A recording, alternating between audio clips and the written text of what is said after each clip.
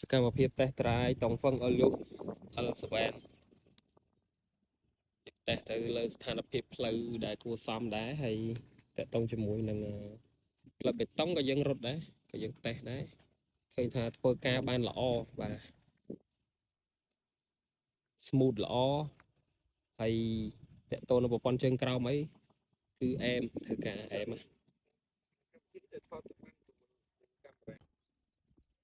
សម្រាប់ប្រព័ន្ធជំនួយក្នុងការបើកបរយើងមាន3 mode បាទយើងមាន Eco mode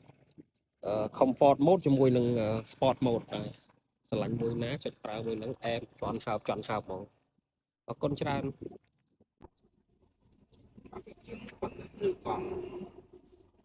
ឬកង់ចូល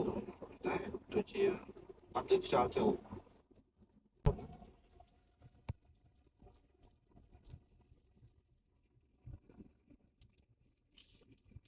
នេះគេសុទ្ធស្រ័យគេចោលវិញណា